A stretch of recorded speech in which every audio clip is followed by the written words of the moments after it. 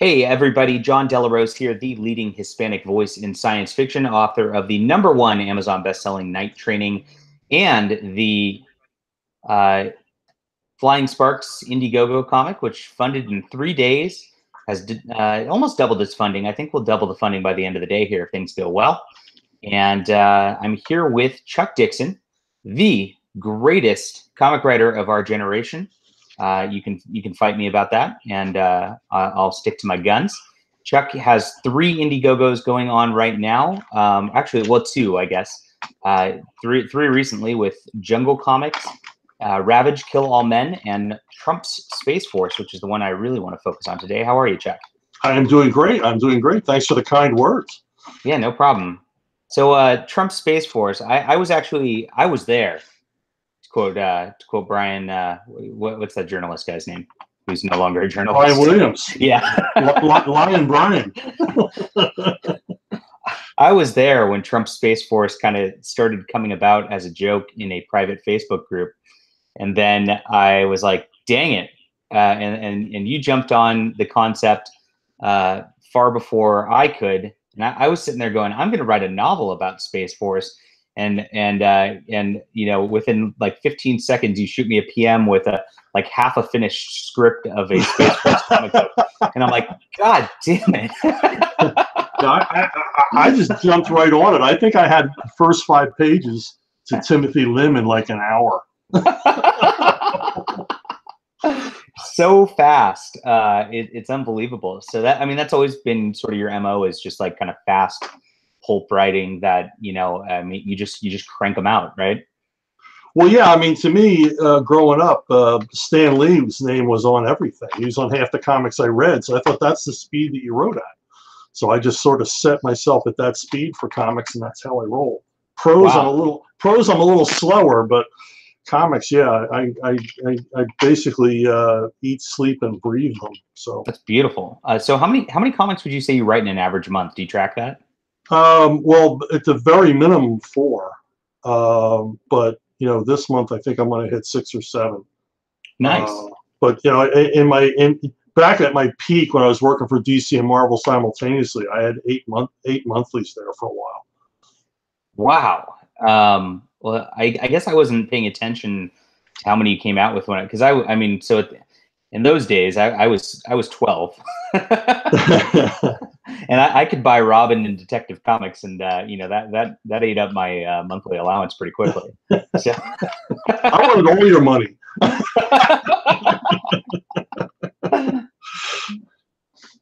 Oh man, wow! So that's quick speed, and that's pretty fun.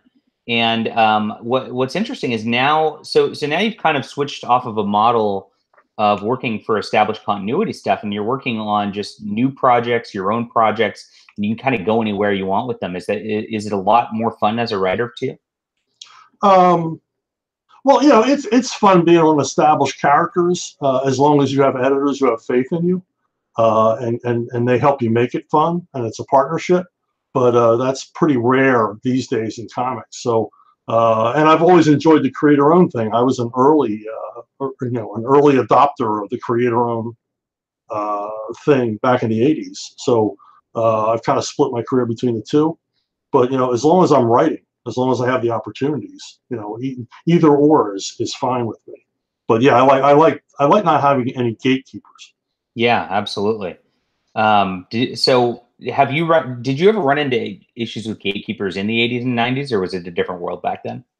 Well, I worked with a lot of great guys. I mean, Denny O'Neil and Scott Peterson at DC, Don Daly and Carl Potts at Marvel. They were mostly hands-off, leave you alone kind of editors. You know, as long as you didn't go wrong, as long as you proved yourself to them. You know, Larry Hama as well. He let me get away with murder on Conan. But then you had some editors who felt like they hadn't earned their paycheck unless they'd made your life hell, asking for tiny little changes and rewrites and things like that. Or just simply, you know, you get with an editor that you're really just not on the same page with, you don't have a rapport with, and that can be difficult. Yeah, I've fortunately never had to deal with any of that. I've worked on some established properties. Well, I guess I did. I on the Doomtown property for the Deadlands RPG, I kind of had an editor who didn't like what I was doing, didn't like kind of how far I pushed stories and wanted to dial it back a bit. But yeah, I understand that. So we're in the Wild West now. Yeah, really. What do you think? What do you think about the industry and the state we're in right now? What does all this mean with all these crowd funds that are making ridiculous amounts of money? I mean, even if you think about it, the fact that I can roll out here and make $12,000 in a week with zero comic history whatsoever, I mean, it's kind of nutty. Well, I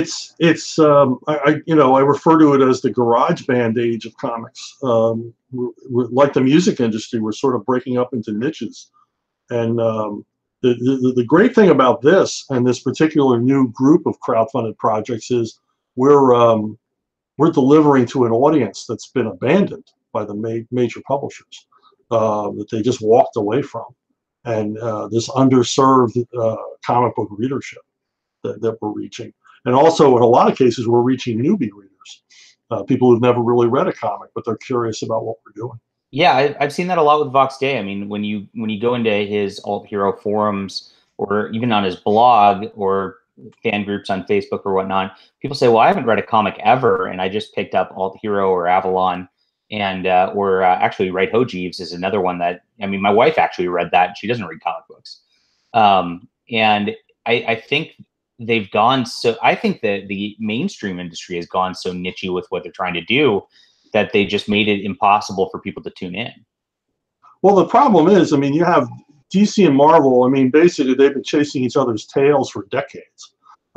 Particularly, Marvel would do something and DC would follow 6 months later, and they're just sort of so wrapped up in the superhero genre that they can't see beyond that, and it's become, I don't know, just just these incestuous properties. And both companies trade off creators back and forth, and it's the same pool of creators. Yeah, and that's been a problem for decades. I mean, so really we are in, Bob Kane and Stan Lee fan fiction mode for like 50 years. Right? Yeah, seriously. Yeah, I mean, just sort of like, playing with the same toys over and over and over again. And, particularly at Marvel, where they didn't offer any participation in the characters. People were reluctant to create anything new because why would you? But yeah. So it's just sort of like, moving the deck chairs around constantly. Yeah, and obviously that makes you stagnate in stories, and you have to go more out there to kind of get the same high you got from the last one. And they continually try to just be more, I guess, controversial until they run out of controversy. Is kind of what I've seen over the last 20 years.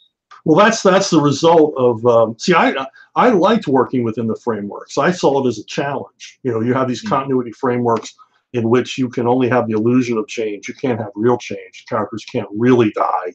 You can't make permanent continuity changes to these things. And I saw that as a challenge. How do you create interesting stories within these restrictions?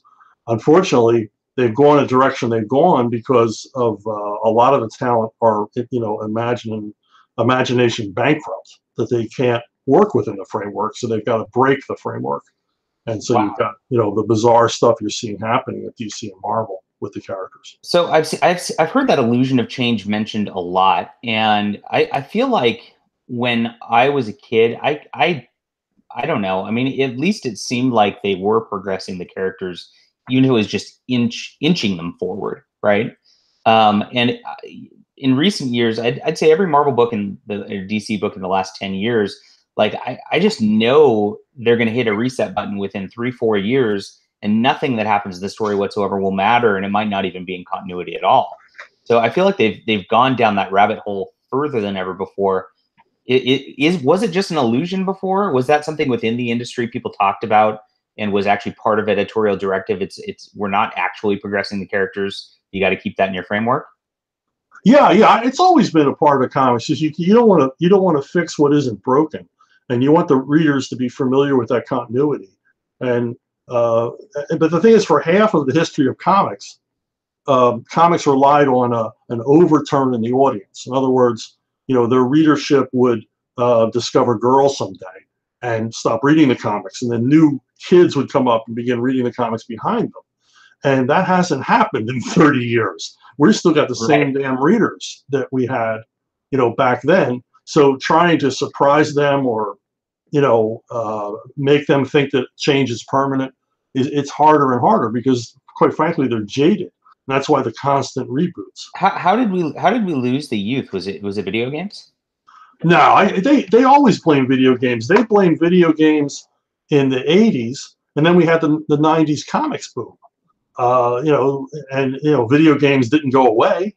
You know, they actually got better. So if that, you know, they're always blaming something. They blame television. They blame this. They got to look at themselves and blame the quality of the comics. If the comics suck, the kids aren't going to buy them. And you know, eventually, you know, in the 90s, they made the comics suck so bad the kids did turn away. Yeah, that was rough. I had trouble following a lot of, like, even it was tough to follow. Like, you'd pick up an X-Men book and it's like, what the heck is going on here, and who are these characters? And you can't read it, right? And I noticed that a lot in the 90s, and I started drifting towards indie stuff slowly, and then I finally gave up altogether once they you know, Spider-Man made his deal with the devil. So that was the end of my tenure for those sort of things. So I've been on this indie train for about 10 years, just kind of waiting for something to happen and waiting for everybody to just kind of talk about indie books and keep the hype going to a level that they did for Marvel and DC books for a while. I want to thank a couple backers real quick. We have Nasser, who actually has the Stardust IndieGoGo, which I highly recommend if you like horror, if you're into Swamp Thing, into Mike Mignola's sort of art style. You'll probably love his Stardust. And thank you for backing the book. I appreciate it. And then I got an anonymous contribution, which is somebody in the comic industry who's a big name, who I'm going to just sit here and kind of squee about a little bit and not actually be able to tell you about it. So, wow, that was cool. So, but we got a question in the chat for you. Somebody really loved Avalon #1, Miller #1. I also really loved Avalon #1. It not only just started in action and kept going and introduced a ton of compelling characters, of whom Phaser is my favorite. But it also had that style, like, where it just felt like I was reading your Night Quest books again, just from the style of the art, if that makes sense. But his question is, will it be a monthly book? You want to talk about how you're breaking down the issues? Well, it's planned to be a monthly. I just finished. I'm finishing this week issue 9, so I'm on schedule for a monthly. So, and I know the artwork for #2 is done. I've seen it, and artwork for #3 is beginning. So we are on track to be monthly. I should say as monthly as we can be, and you know, it's weird with this style of publishing. You know, that's, you know, the deadlines are kind of out there. You know? Yeah, I found that very difficult. So I've been making a couple comics over the course of the years, and you know, obviously Flying Sparks is one of them. And I'm working on another one, and I'm trying to get the artists to dial into, like, just being able to hit a monthly schedule. And it's been very hard. It's been taking about 2.5 months. Is that a change in the art style over time from what you've seen? Just that it's more detailed than it's ever been before? No, you know, it's you know, well, part of it is, you know, Frank has other commitments. Frank Bosco, my artist, has other commitments, so you know, he's fitting this in around the other schedules. Okay. Like so many of us in comics, we're working twice as hard for half the money. Yeah, I was talking to somebody about that the other day, and I'm like, hey, you know, would you like to do a book with me? And it was you know, an older artist, and he says, oh, I'd love to, but I can't really take books on right now because of just how the funding and how that works. I'm like, well, you want to kickstart something? Because that seems to be the way to go. And he's like, well, I don't want to do any upfront work and not have it make enough money. So it's tough because the artists have to put food on the table. And I totally understand this. But at the same time, you kind of have to, like, take obscene risks if you want to get seen, right? Yeah, but you know, I mean, artists, I understand, because they do work. I mean, you know, you or I can write a comic page in 20 minutes. They're going to spend all day on that page. Yeah, and that's true. There's a lot into it, and a lot of these guys, especially guys that have been in the business for a while, have done plenty of spec work and plenty of quote unquote resume enhancing work. You know, that means you don't get paid. And, you know, they're reluctant to do that. I mean, I've been able to align myself with, you know, guys like Gary Quapis and Graham Nolan and Sergio Cariello, and they trust me and they'll do spec work for me. Graham But, you know, other guys I've had to pay, you know, to do spec work. Graham Nolan's an interesting one here. So I believe I saw an update the other day that he's going to be doing the back cover for Trump Space Force. Is that true? Yeah, yeah, he's going to be doing a cover for us. Beautiful. So, yeah, that's exciting. So Graham was Chuck's co-creator on Bane, if you guys recognize the name, and you know, is just a longtime DC artist with a tremendous amount of talent. So that's it's good for Trump's Space Force. And that's part of why we're here, guys. So we got a little bit of a telethon going. I've noticed all the artists kind of are doing like their telethon thing where they can all kind of sketch their art and stuff and just hang on a YouTube channel for hours and then just drum up funds because they're just sketching on the air. We don't actually, as writers, like if we just like filmed ourselves with our laptops writing, it'd be very boring to watch, I think. Yeah, I've had a lot of times where I've had like schools say, "We'd like to have kids come and see you work, you know, you at work." I'm like, "No, you don't." It doesn't appear that I'm doing anything. No, I did leave a stream open once and did that, and people tuned in, and I saw the comments. It was like, "Hello, hello, hello."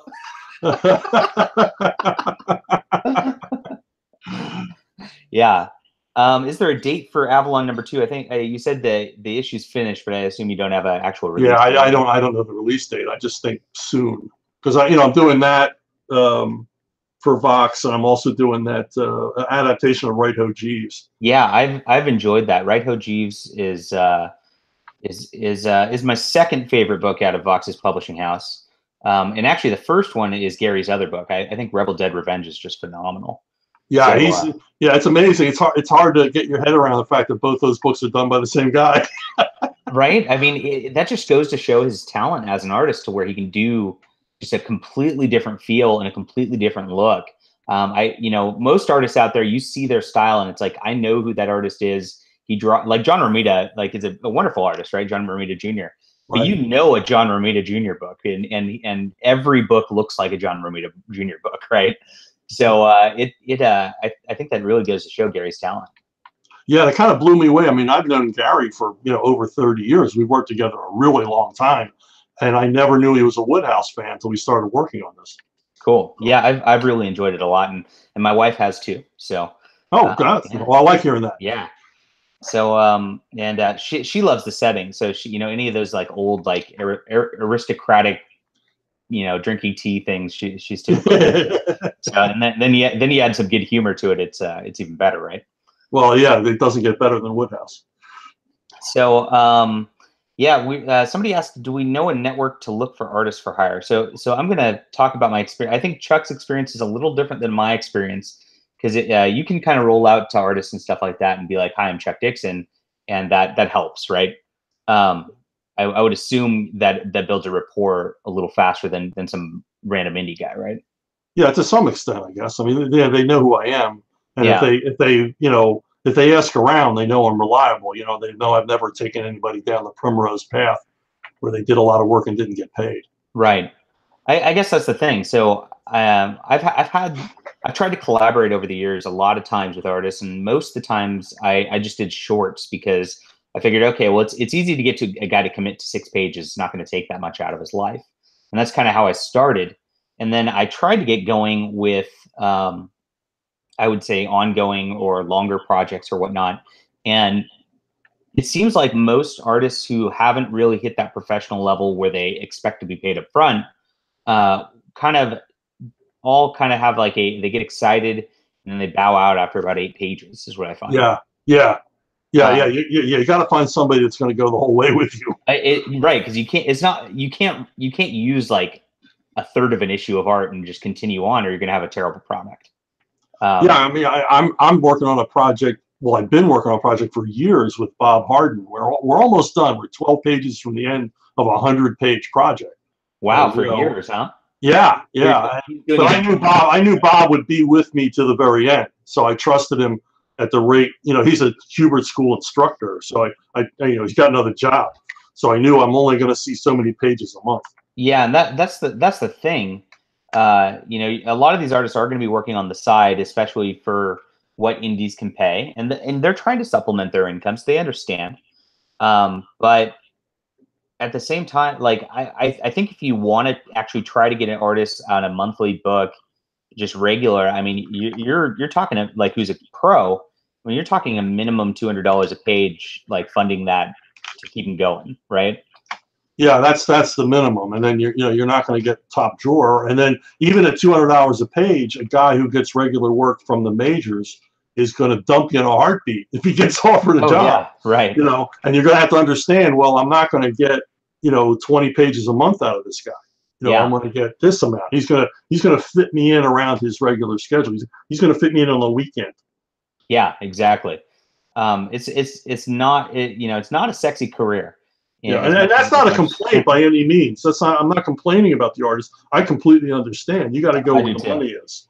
I mean, totally understand. But it does suck. I've had a lot of projects like start and stop and not be able to get anywhere. Flying Sparks was the first time I really had somebody who was willing to work with me and kept going.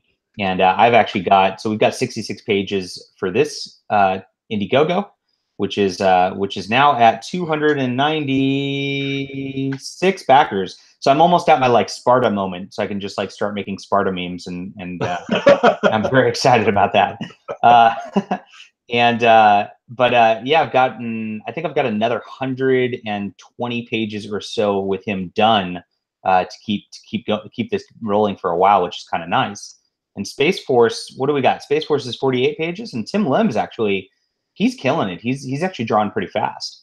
Yeah, he is. He's working right along, and we're adding pages as stretch goals. And I know that's not mentioned in the thing, but the book is getting longer as the money comes in. So beautiful. So I've written a couple of extra pages, and Tim's laid out some pages that I'm going to dialogue Stan Lee style when I see them. Nice. So have you been doing? Well, I've actually read a couple pages of the script. So you haven't done that for the whole script. No, I'm done. No. Okay. I did a full script, 32 pages, and then we've been tacking stuff onto it as we go.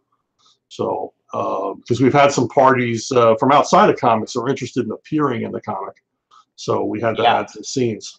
I'm so excited that Tim drew me in. That made my day. That is pretty cool. So I got a couple questions. John, will you go for a regular release plan for Flying Sparks follow-up, or will it all be crowdfunding? I'm going to crowdfund to start all the way around. I think it draws attention to the comic book. It's an advertising platform, and it also lets me know what readers like. So it helps me to kind of gauge where I should focus my attention, because I have a lot of projects coming down the pipeline. I'll probably crowdfund volume 2. I'm going to wait until I completely fulfill this one and make sure everybody gets everything I promised them, because that's important. I want to get out the gate right and not have a second crowdfund looming, before I do that, if I can help it. So I'll probably do that like January next year for volume 2. And at that point, once I kind of launch volume 2, I'll probably do single issues of the volume 1 content through Dark Legion, through Vox. And those will be available at that point. Let's see. He also says, I also wanted to let both Chuck and John know I really appreciate you bucking the trend and offering digital comics. Are you much involved on the business end of the IndieGoGo, or do you leave? Not really. No, I'm just the invisible hand here writing the stories. They don't want my business advice. So yeah, Vox in particular asks me questions all the time about the comic book end of things, because it is a different world. And but he's one of the rare guys in publishing who's willing to jump in and get his hands dirty in comics. Usually publishing guys just want you to hand them the finished product, but he really wants to see how it's done and learn how it's done. Yeah, and actually I got a lot of questions from Vox too, just that I've been making them over the years, and I'm like, I'm not making money at it. You gotta keep in mind. But yeah, Vox is a very hard worker, and that's why I enjoy working with him. I think he could use an assistant at this point to kind of help him with things along, and I'm hoping he'll get one. Yeah, seriously, I don't know when he sleeps. Yeah. So you've got Avalon going through him, and then you've got, let's see, you've also got Right Ho Jeeves. Now, is number 4? How many issues is that going? Is that going 6? That's going 6. Yeah, Okay. I just started on 6 last week because I'm staying just ahead of Gary. I write like 5 pages, and then he lets me know when he's out of pages. Yeah, I actually like to do similar with my artists. So I usually write 1 issue or write a few pages and say, well, get caught up, and I'll do the rest. Yeah, I don't usually do that, but what happened was Vox said, "Would you be interested in adapting some Woodhouse with me?"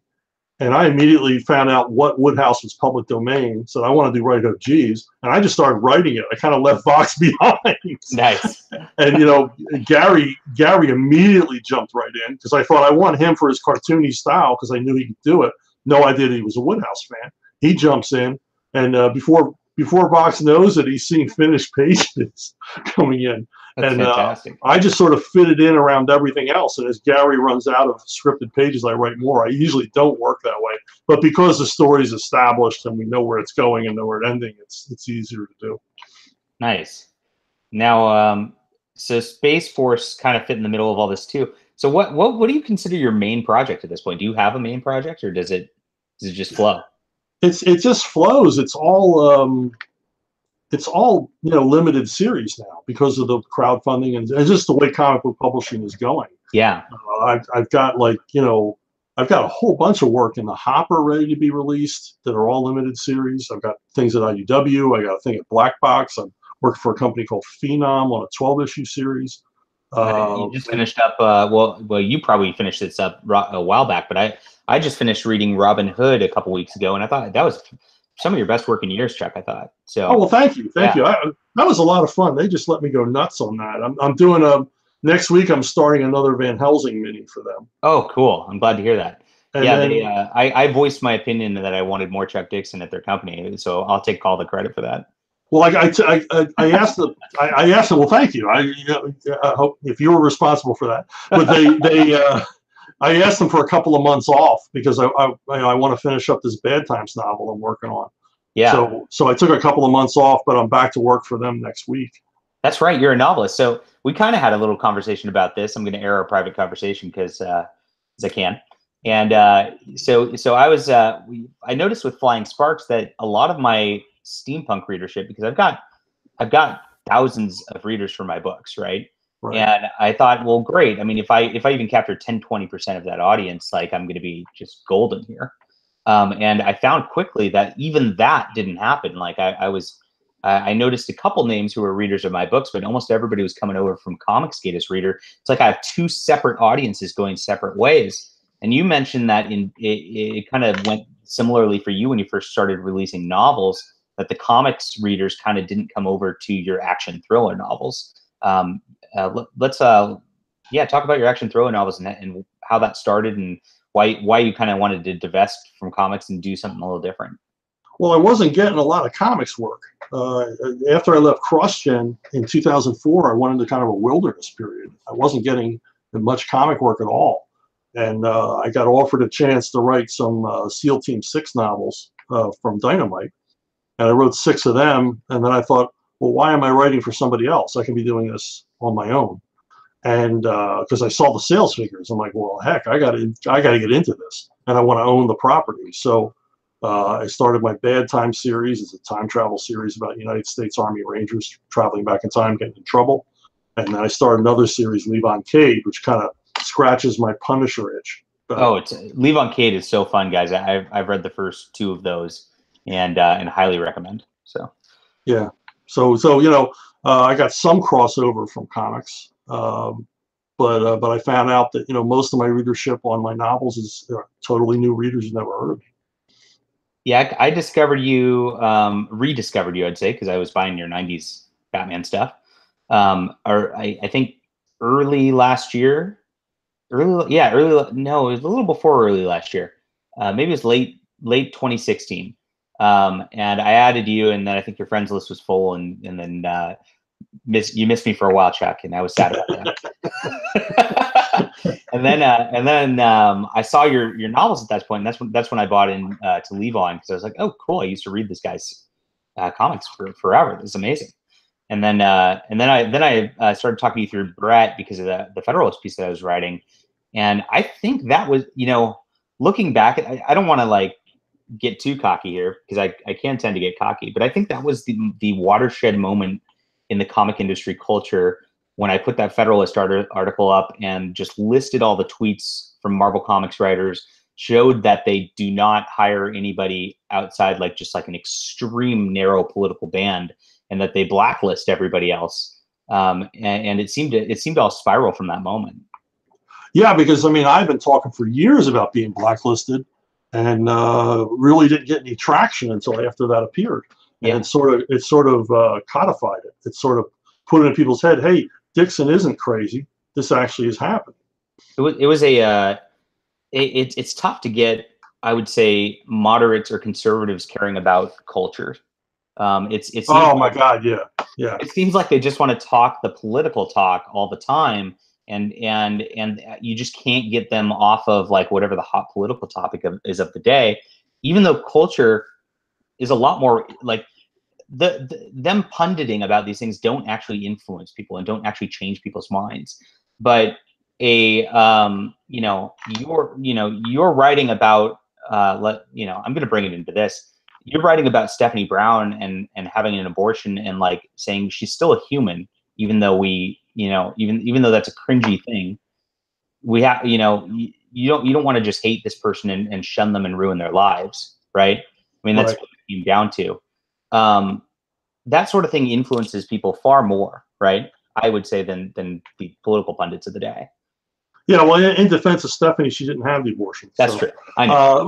But she didn't even consider it for that long. But I wanted to present all. The thing is, I mean, that was done with my editor was Denny O'Neil, and Denny O'Neil is the most famous bleeding heart liberal in comics. Yeah. And but I said, well, I want to deal with this issue, but I don't want it to be an issue story. I want it to be a story first, and I only want to deal with it because teenagers are actually dealing with this issue, and for us to ignore it makes us sort of squeaky clean. How are kids going to relate to this if we don't reflect something that's occurring in their lives? I remember the panic in the comic shops. You would never believe. You would totally believe. Oh man, it was panic mode. It really was. And what's interesting is, coming at that issue, I don't know.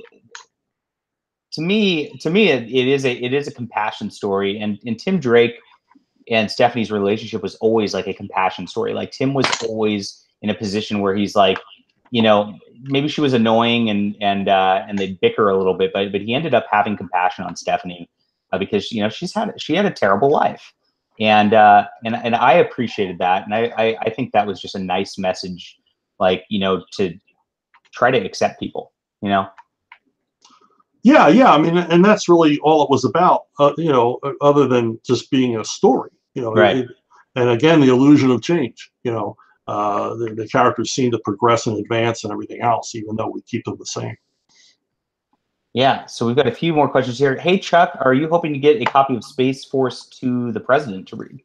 I would love it if it got in his hands. And of course, some of the people supporting us are either, or a lot of them are in the Trump circle.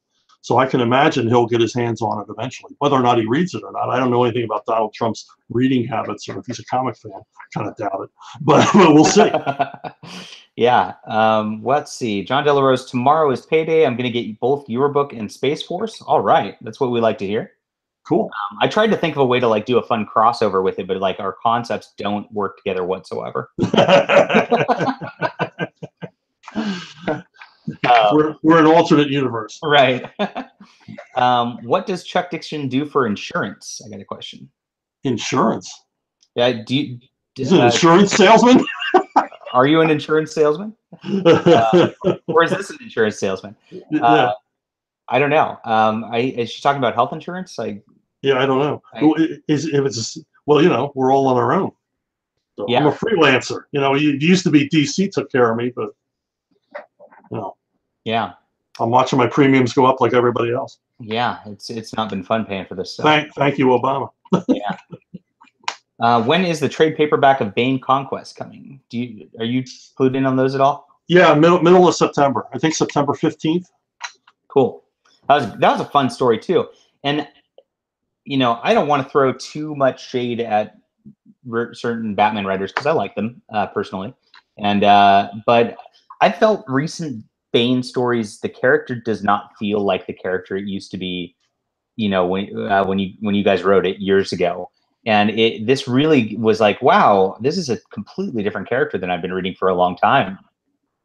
Like when I got back into it, it's like, oh, Bane Conquest, and then I went back into Nightfall. I'm like, oh, this was Bane. It's just, I think it got influenced by the movies, maybe. Yeah, I mean, he became less nuanced. To me, less interesting. You know, because he's, you know, we've always presented him as an intellect as well as, you know, a super tough guy. But I think they sort of kept leaning toward the brutish aspects of Bane. You know, even they would still, you know, have intimations there that there was a mind there was an intellect there, but still they would go for the, you know, the brutishness and the cruelty. Yeah, and like I've noticed in a couple recent stories, this happens with villains a lot. I noticed, like they do it. There's a storyline like Nightfall where it's like he's the biggest, baddest thing ever to happen. He just totally broke the bad, and that was, you know, done on multiple, you know, psychologically and physically, and it was so crazy, like how this guy's so scary, it's unbelievable. But after he's defeated, and then he comes back like 3, 4, 5, 6, 7 times, and Batman seems to have an easier time with him every single time. And this is not just this character. This happens with every character. The character like he's not scary anymore. He's kind of almost a joke because he just gets beat up so easily. And why does that happen so often in comics?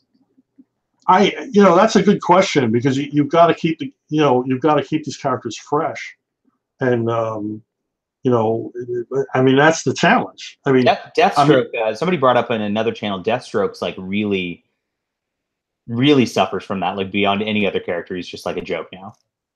Yeah, I mean, when I was on the Batman books, I was on the Batman books for 11 years. I mean, I had my choice of anybody in the Rose Gallery I wanted to use, and you know, I would use, you know, some more often than others. And some of them are a challenge to write and to keep interesting. The Riddler. Even though, as much as I love the Riddler, he's a challenge to write correctly. And Two-Face is a character you can overuse.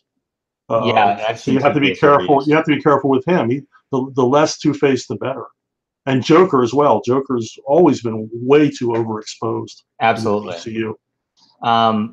That's interesting about the Riddler, and yeah, he's a character that he kind of becomes a parody character after a while, a lot because people don't know how to use him. It seems like. Yeah, it has to be an interesting detective story, right? Or it doesn't work. He doesn't work as just a villain. Yeah, he's not gonna be a threat of beating somebody up, which is pretty interesting there. No. Once him and Batman are in the same room, it's over. Yeah. so the Riddler has to keep that from happening, you know.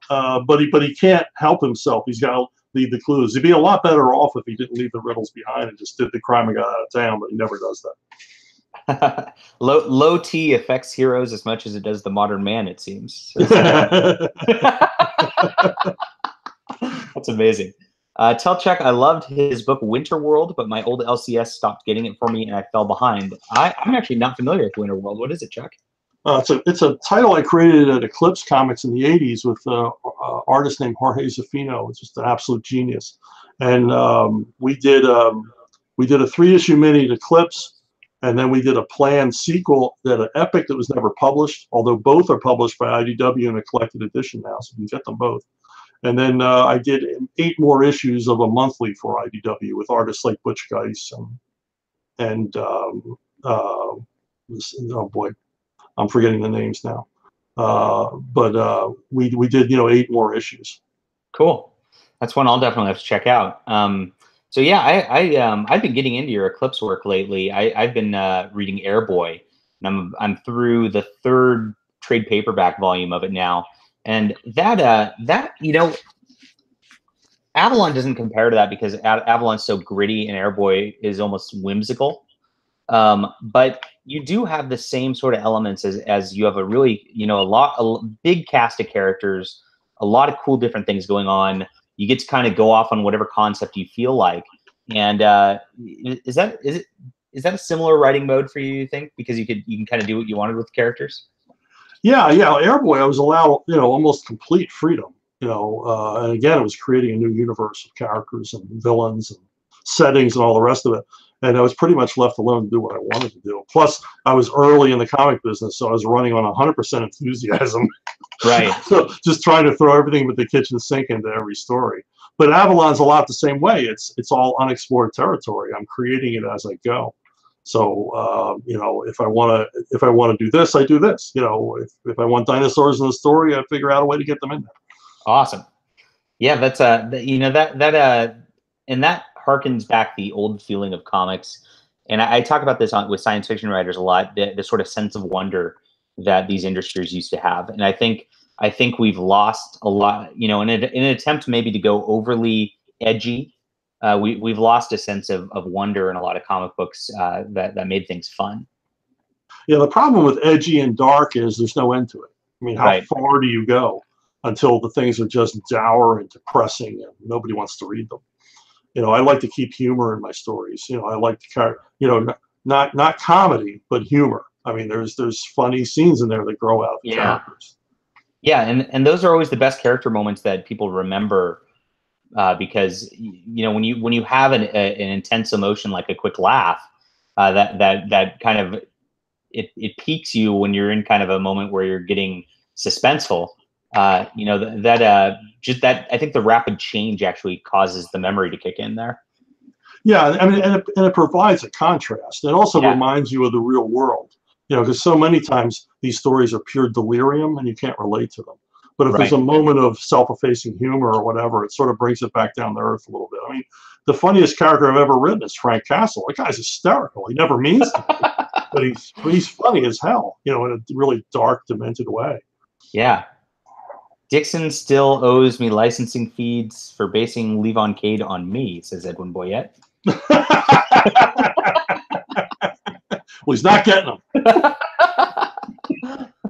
Oh man, that's hilarious. So let's look at Trump Space Force. Do we have new backers here for Trump Space Force in the hour here? We have not gotten one, guys. So please go and share the link to Trump Space Force right now. Make Chuck happy, because Chuck needs a new sandwich. And if you get him a backer in the next 10 minutes, it means a sandwich for him. I want extra cheese on my pizza. Yeah, right. Important stuff. And that's what we're here for, is to promote these new comics and promote this new industry. So I was mentioning to you before the show that the IndieCron concept, which are you familiar with Comic-Con, the sort of comic sales website? Vaguely. Yeah, they track it monthly basically, and we put up it's a joint sort of effort between me and Edwin Boyette and that Umbrella guy, the YouTube channel, and we're tracking all the sort of Comicsgate independent comics crowdfunds. We've got 14 comics on here listed. We're not gatekeeping any of this, so if you want your comic on here or whatever, guys, and you're in here and you got one up, we'll put it on here, no problem. And we've got the current funding. I believe this was updated yesterday, is the last time. We're up to 1.25 million in Comicsgate crowdfunding between 14 projects. Wow. I mean, it's crazy for the industry to ignore us at this point.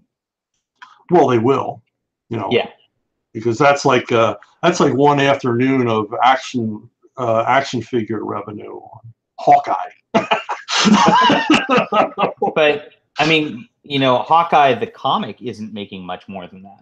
No, that's and there is the problem. Right. There's the problem. Because they're selling the rope they're going to hang themselves with. Yeah, and that's what I think I've seen over the last year, and now it's finally transitioned to a point. You've been through this sort of cycle in the industry before, in the 90s when these guys got really fed up with the way the Big Two was running things, and they decided to venture out and form Image, and then they got or Valiant or a couple of these other companies out there at the time, Malibu, and they all kind of, you know, Valiant kind of died off pretty quick because it got bought by Acclaim. Image kind of morphed into something else, and then DC actually bought back half the properties, so it didn't really create that alternative that we were hoping it was going to. And then, of course, Malibu just went toast. So is this similar to what you saw then, or do you think this is a different world, and do you think we have a shot at actually, you know, kind of changing the industry so it's a little healthier like it was in the 40s and 50s? This is different because it's more organic. I mean, Image was formed by a bunch of guys who were tired of the way Marvel had made them multimillionaires. I never understood how that happened. And then Image, they sort of ran off and created a sort of a faint shadow of the work they were doing for Marvel. And readers clued into that pretty quickly. And that's when the sales fell. And they didn't have writers, and they didn't have really a plan. And what we're seeing now is, like I said before, more garage band. It's more creator driven, but it's driven by, you know, seasoned pros who understand you need everybody. You need to put a band together, and you need to have solid concepts. And it's also driven by, you know, guys like Richard Meyer. I mean, he's from outside comics, but he made a lot of noise about comics and got a lot of attention for comics from outside the comic realm. And he also, I think Richard is responsible for bringing in a lot of readers who left the fold, who stopped reading comics, but who saw his YouTube videos and thought, hey, this is interesting, I'm going to listen to this. And so, you know, it's all working together, but everything I'm seeing is promising. It's all solid, you know, good meat and potatoes comics, you know, and it's paying attention to the craft, which no one's paid attention to in a long time. You know, these guys are all emotionally invested in making good comics, not just getting their name out there. I mean, Ethan Van Sciver doesn't need to be any more famous. He just wants to make good comics. And we're all kind of putting our babies out there too. These are, you know, we're not going out there to try to just put together the new grittier Rob Liefeld teeth superhero universe, right? Right, yeah. We're trying to all do our own thing. And it's just interesting to watch us all go together. I'm excited to see where this goes. Now the question is, you know, with this 1.2 million and all that, I mean, is this going to be too much, you know, disposable income for readers? Will they be able to keep up with this in a year when all this keeps going? And that's been the real sort of like breath holding question mark. But I think so far we've seen, you know, Jawbreakers did it and everybody's like, that's a fluke. Cyberfrog did it. Everybody's like, it's a fluke. But I mean, you total up your projects right now with Ravage, between Ravage and Ravage Kill All Men and Jungle Comics and Trump Space Force. I mean, your projects are bringing in about 100 grand also with your name, right? And so it's all, they all seem to keep perpetuating, and I think they're all reaching respectable numbers. And you know, I'm pleased with Flying Sparks. I'm a no name in the comic industry, like really the first no name without a prior comic history to like break $10,000. So you know, it seems like we have something sustainable going on here for real. Well, the other thing that is different, and I don't want to keep drawing comparisons with Image, but I'm going to, is you know, anybody watching these crowdfunders can see that, you know, for the most part we've doubled or tripled or even more our goals. Right. And well, unlike the Image guys, we're not going to run out and buy new cars. We're plowing that back into more material. I mean, Richard used some of the money he made from Jawbreakers to hire me to write a second comic for him. Oh, that's awesome. So I did like a one-shot of Devil Dog, one of the Jawbreakers characters. And so, you know, and we're seeing that, you know, Vox is doing the same thing. He's taking that extra money and putting it into more material. And, you know, we're doing it with Space Force, where we're making it a larger project, and you know, whatever's left over will fund, you know, other stuff. That's the question. Vox actually called me immediately. He's like, when you put up a crowdfund, he said, don't go out and buy yourself a new car. Right. And at the time, I'm sitting there laughing, and I'm like, not like I'm going to be able to buy a car with my comic book anyway, right? And now it's actually looking like I could. But he's right. Like the immediate thing I needed, he gave this advice business wise. He said, take 10% for yourself for your work. That's it. 90% half of it's going to go to fulfilling, right? Half Right. of it's, but that other 40-50% or whatever it is there, plow it back into the next comic, keep it going, keep building, because you're building an infrastructure, you're building a business at this point, and that's what people who do crowdfunds often miss. But I think we have a group of guys who are committed to the long-term sort of game here, and really we are really trying to reshape the business. So I think you're right that all of us are actually working towards doing that. No, I can assure you the passion is here. It's not about the money. It's about, making enough money to make this work for us. And, so we can sit at our kitchen table and look our families in the eye. We're not just wasting our time here. Yeah, I know. But, to me, it's just about the work. It's just about doing the work. I want to justify, the time I've put in here on my passion. And yeah, it's nobody's going to get, wealthy off of this stuff. It's really about just keep making quality comics. Yeah. And so we've got this going on. And I think if we can find a way for this to happen, comic shops will eventually find a way to get on board because there's money here. And then we'll have another avenue. And we haven't seen that so much yet, but I think this all needs to be proven that it works. And I think they all need to be proven fulfilled before it kind of opens up that avenue a little bit. But I think we'll get there.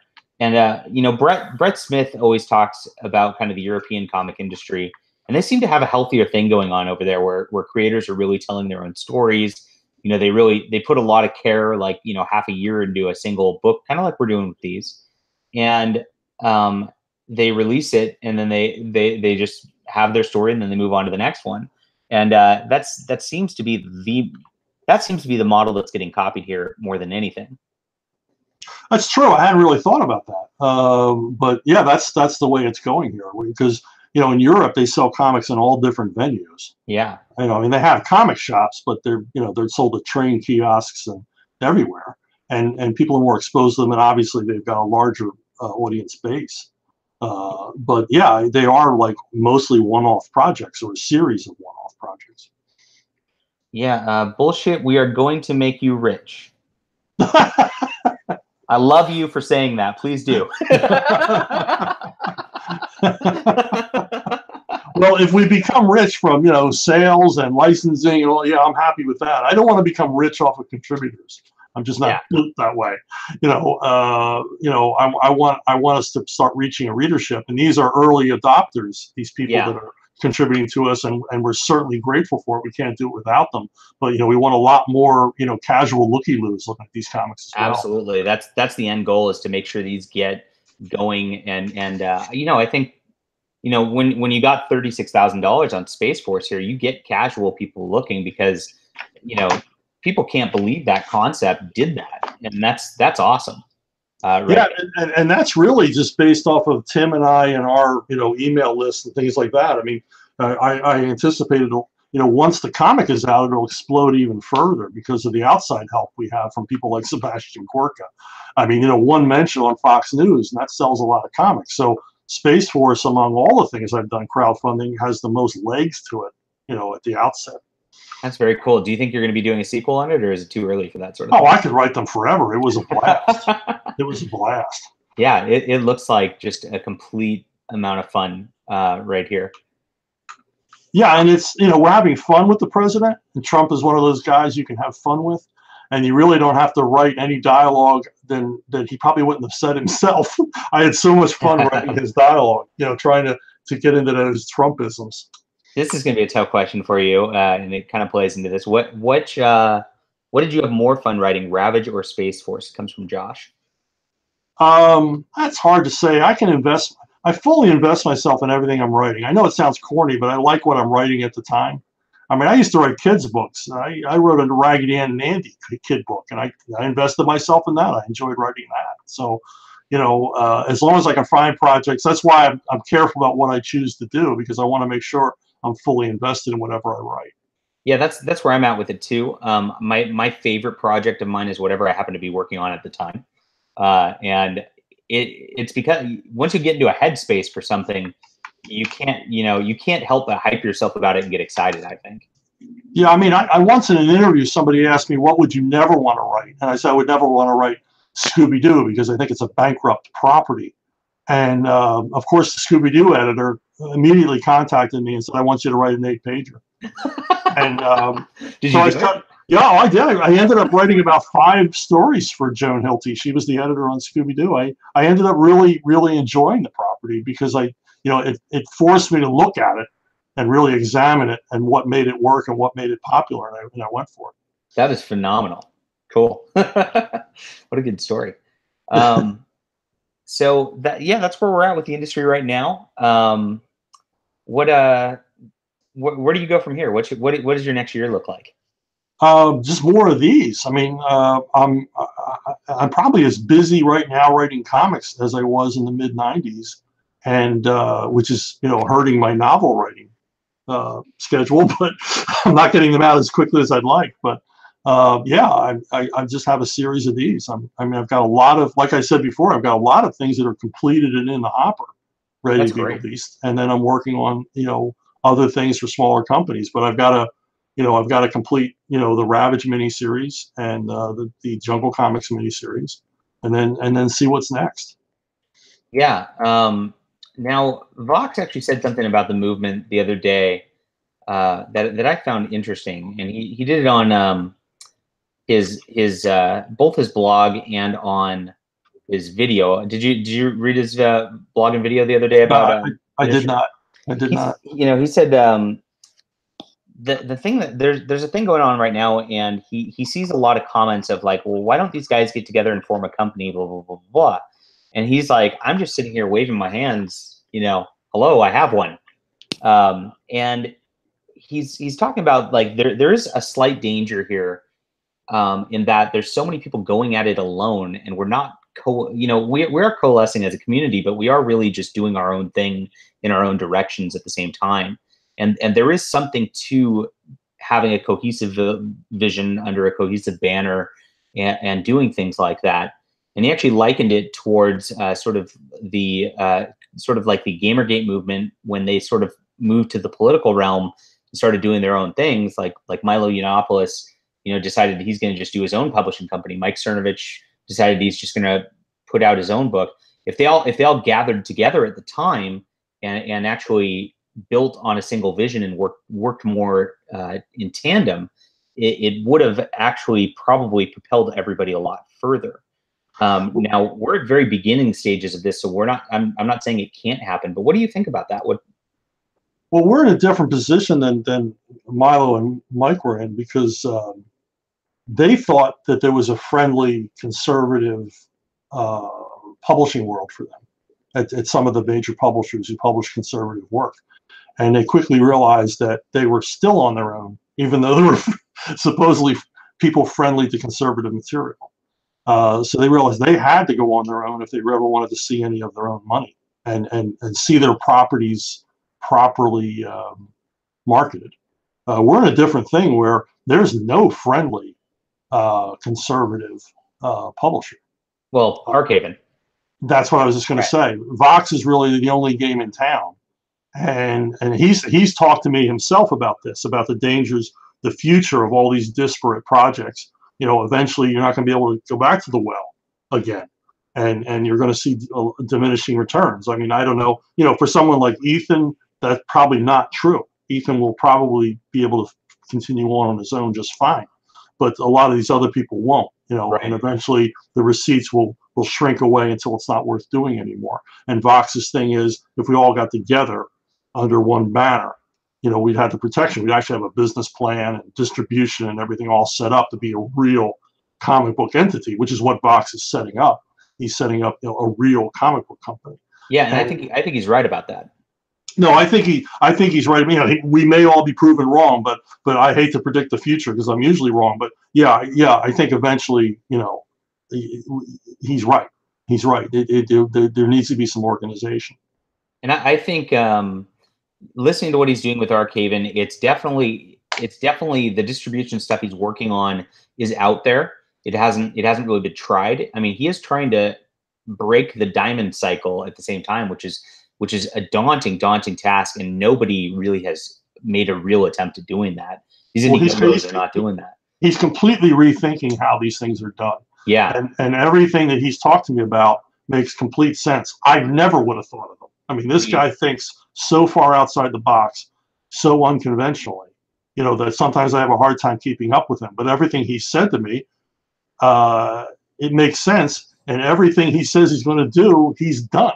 Yes. So, and likewise. And that's why, you know, I'm doing my crowdfunds and I'm going to release my books through Dark Legion and Archaven, because I believe in that vision, and I want to be a part of it, and I want to help it grow. And, you know, I think I'll reap benefits from that also, of course. But, you know, at these early adopter stages, it's about helping set things up also. So, you know, for the people out there, you know, supporting Archaven is as important, maybe more so than supporting a lot of these IndieGoGos, to be honest. yeah, because I think this is, you know, this is the beginning of something new. Yeah. You know, it really is the ground floor. And I'm not just selling that, because I've been on the ground floor with other companies that, you know, basically, you know, like when I got hired at CrossGen, I knew it was only going to last 2 years because I could see the way the company was being run. With Vox and Archaven and the rest of it, the sky's the limit, because he's not making any of the mistakes I've seen other new companies make. Yeah, well, being from book publishing, he's been through that before. Yeah, he understands how all of this works, and he knows everybody. The guy knows everybody, and that's important. And he's not going to be taken in by anybody because he's already been down this road. Right, and that is a big deal, because I've seen a lot of companies start out both in book publishing and comic publishing. They blow through cash very quickly, and they do it because that's the way it's, quote, supposed to be done. And they find themselves underwater very quickly also. So I want to make sure that doesn't happen with these businesses, and I want to make sure we hit the ground running and do things right all the way around also. Yeah, I mean, you know, he's not interested in getting in pissing contests with other companies, which is a lot of what a lot of new companies do. He's not interested in conventions, all that other nonsense that all the other new companies fall for. You know, the glitter and the gloss of the comic book industry that in the end means nothing. Yeah. It's what do you have on paper? You know, what are you putting out? How often is it coming out? What's the level of quality? What's the level of craft of your creators? That's the only thing Vox cares about, and those are the right things to care about. And like I said before, he admits that he doesn't know what he doesn't know, and he's very curious. And to me, that's a sign of an intellect, when somebody's curious. Yeah, and he's always asking me questions. And I like that he's venturing out into other genres too. I mean, we've obviously got the alt hero and Avalon superhero properties. Well, that's the way to get noticed. Yeah, superheroes is the way to get noticed. But Wodehouse and you know, Gary's you know, historical alt history, right? And then I'm going to be doing a military science fiction book with him. So I mean, we're all over the map. We're gonna actually just make different stories. And when the comic industry wasn't so, you know, insular, you know, we had westerns, we had jungle comics, you know, these things were staples, because people don't get satisfied just reading the same thing over and over again.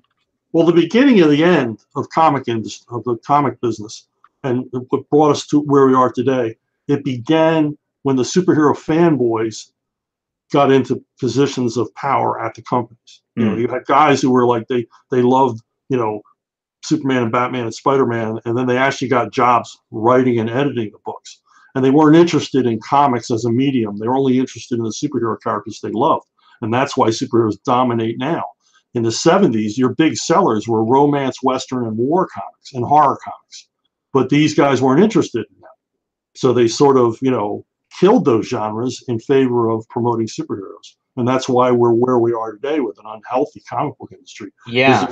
There simply isn't a comic book for everybody. Right. That's interesting to think about. Yeah. You know, and what happened is, of course, when I first started writing comics, the first thing I wanted to do was superheroes. So I developed my own superhero universe too. But I did try to do a different take on it by bringing romance back into it. And I think, you know, as much as the comics like to signal by putting, you know, men with boobs into their comics to say that they're you know, trying to bring in a girl demographic, you're not going to bring in girl readers by putting men with boobs in your books. you're going to do that by putting in some content like that's interpersonal relationships that adds some depth to characters and things like that. And that's how you're going to expand an audience beyond a single niche, I think. No, you're 100% right. Women want a story. You know, you can't fool women and you can't fool kids. Right. Kids want a story and women want a story. You know, guys are happy if two big giant guys are beating the crap out of each other and there's a half naked woman somewhere. You know, but women want to have a story, and you know that's why, like, I had a big female readership on Nightwing. That's why I think X-Men had the big female readership it had, because they had, you know, complex, involved stories and interpersonal relationships.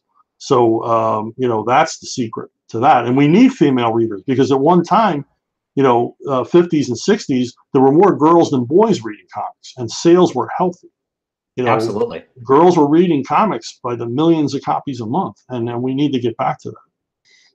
Yeah, I'll have to go. So, I mean, you're pretty studied in sort of golden age and like early silver age comics. What for readers out here who are watching? What are like your top 5 favorites in those that they might not have heard of, that they should probably check out to get like an understanding of what a good comic is like? Well, you got to start with Carl Barks on the Uncle Scrooge and Donald Duck books. Carl Barks invented comic book writing, because before Carl Barks, comic book writing was miserable. And it was really bad. But Barks looked at the medium and thought, well, this is different than newspaper comic strips. How do I write a comic book story? How do I write these, you know, 14 to 20 page stories and keep them interesting and pace them in a certain way? And really, he invented it. And after him, it's John Stanley. John Stanley worked on Little Lulu comics, but he worked on a lot of different comics over his period. He worked on a lot of funny animal books. He did a great horror series for Dell in the early 60s called Ghost Stories. And, you know, Stanley took it even further than Barks, deeper into characterization and conflict and rising action in the story, you know, and he helped, you know, go from there. Another early great was Jack Cole. Jack Cole created Plastic Man, and Plastic Man is an absolute work of genius. If you ever see, DC reprinted a bunch of them a while back, the Golden Age Plastic Mans. And again, here was a craftsman who attacked comics, you know, not as like he dissatisfied because he couldn't get a job in illustration. He just got into comics. He wanted to do comics. It wasn't a secondary thing to him. And of course, you know, there's Kirby and Harvey Kurtzman at EC, absolutely brilliant storyteller. So, and this is back when comics sold. This is back when comics sold in the millions of copies a month. I mean, individual comics. I mean, Detective Comics, Airboy, they used to sell 1.5 million, 2 million a month. Yeah, that's just mind-boggling numbers to think about compared to what we're seeing now. Well, I mean, Jack Kirby and Joe Simon became millionaires in the early 50s. Millionaires from doing comics. They're 10 cents a piece. Wow, so that's how many readers they had. That's how many readers they had. So the question from one of the readers: have you left DC completely, or do you think there will be more Bane in the future that you'll be writing? You know, the phone might ring. I don't know. I don't have any feelers out. Graham and I pitched some stuff, but it went nowhere. So, you know, maybe someday. I don't know. I never say never, but I'm not holding my breath. I'm not waiting for the call. Yeah. But I mean, you do have some traditional Avenue comics coming out. I mean, you mentioned them in the broadcast. You still have they're not coming from Marvel and DC, but they are coming from the IDWs and Xenoscopes of the world that are still keeping the Chuck Dixon brand alive in the comic shop on top of these, right? So you still are continuing kind of, you're like the hybrid model here, the hybrid author. Yeah, sort of. Yeah, I'm comfortable in creator own. I'm comfortable in license, you know, whatever. You know, I just like the medium. I just love the medium. You know, give me almost anything and I'll do my best. That's great. All right, everybody. Are there any last questions for Chuck? Because I think we've exhausted most things. Avalon.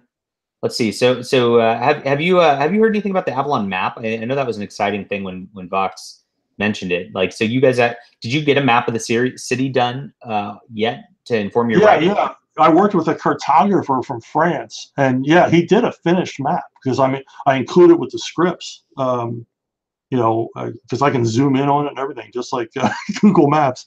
But yeah, there is a finished map. I haven't seen it in print yet. I don't think the prints have been done.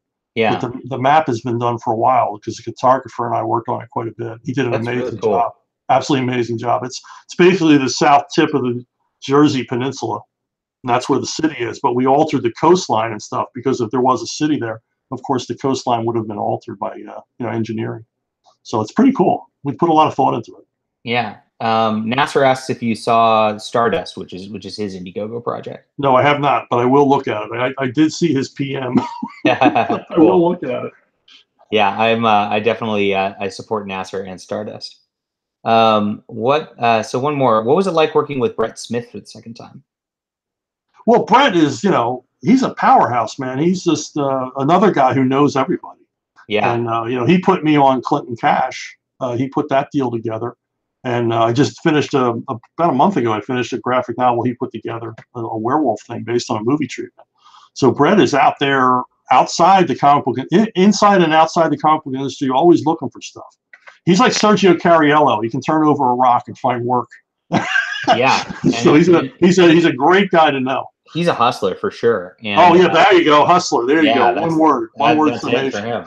Yeah. And he's he's also just a great guy to talk to. He's just like one of those like wealth of knowledge people, and he's so just honed in on business. It's great talking to him every single time. He helped me a lot with my launch of Flying Sparks. I asked him a ton of questions because he's been doing a couple of these IndieGoGos, and he actually put together the John Mallon coming onto my book to do the cover, which I appreciate. And I hope to work with Brett more in the future also. I mean, he's just stellar. And let's talk about him as a colorist. Why does nobody talk about colorists? What's up with that? Well, the best colorists to me are like the best writers. They're invisible. If you're noticing the coloring, the colorist hasn't done his job. And Brett's one of those guys. He's not showy. The stuff is brilliant, but he does exactly what's needed to do to carry the story along, which is what his job is. Yeah, it's the job of everybody in comics to carry that story along. He puts in such lighting detail that, I mean, you almost feel like you're in the room with the characters that he's shading, and that is just so cool. And I don't think he gets enough credit for that. So I like to mention it at every turn. Well, my favorite colorists are like Brett in that they've actually been outside and see what the real world looks like, and they think about real color the way a painter does, and that's what makes a great colorist. Unfortunately, the most popular colorists don't do that. They paint, God knows what, but everybody notices the coloring because it's so outrageous or effects driven or whatever. Yeah. But to me, that's not good coloring because it draws attention to itself. Brett's a freaking genius because he reflects the real world in this, two-dimensional image in every panel. It's great. Somebody asks a couple of insights and thoughts on the Dark Horse era of Star Wars comics. Did you write for those? I did one miniseries with Rick Leonardi of General Grievous. That's the only Star Wars I've ever written. So, it was fun. I don't really have any insights. Yeah. I would get stuff back from Lucas, films, yeah, I mean, who knows that whole universe? I mean, it's hard to get, you can't get your head around. I thought I was a Star Wars fan, and then I realized I didn't know anything when I started, So they would, but it was just things like changing planet names and stuff like that. But the general story they left alone. Yeah, I never read the Dark Horse Star Wars books. I just can't read everything. And Star Wars again, it, like Chuck said, is just such a like deep universe. It's hard to even know where to start on those a lot of the time. So I just never have. All right. Yeah. It's like, where do you jump in? Insights into your thought process in making General Grievous. Do you remember much of that? Not a lot. I mean, I knew him from there were the cartoons on the Cartoon Network, which they sent me so I could watch them all in order. And basically there wasn't much to go on. There was a little bit of reading I had to do, but I think at the time Gary Oldman was going to do his voice, which I don't think happened. And I wanted to know basically dialogue, what was his dialogue? Because I don't believe he had any dialogue in the cartoons they did. So I had to get some, idea of, what's this guy's speech patterns like? What would he talk like? And they told me that he was really, he was really phlegmy because he had all kinds of respiratory issues. Yeah. So I was like, oh, I mean, like every other Star Wars bad guy. So so I just sort of leaned into that, and if I recall, they didn't change any of my dialogue, so I must have been spot on. I kind of knew how Lucas phrased stuff, so I just went from there. Cool. All right. Well, we've kept you for about an hour and 15 minutes. Please go out and back Trump's Space Force if you do one thing today. And if you do two things today, please go out and back Flying Sparks. And then if you do three things today, go out and back Ravage, Kill All Men. All right. Fair enough. Very good. Very good. Cool. All right. Thanks, everybody. And there's a couple more questions. I don't know if these are great questions for the stream here because they're delving into Star Wars and Lord of the Rings territory. So yeah. I think we've covered what we need to cover, and we'll try to do this again. If you guys go out and drum us up some sales here tonight, this is our gig right now. We're doing these as a promotional effort. These are our telethons to try to get our comic books funded so we can keep doing this as a business. This is our entire goal in life right now. We want to change the industry. We want to make this a new industry and make comics great again. So help us do that and tell your friends. And I'll stop the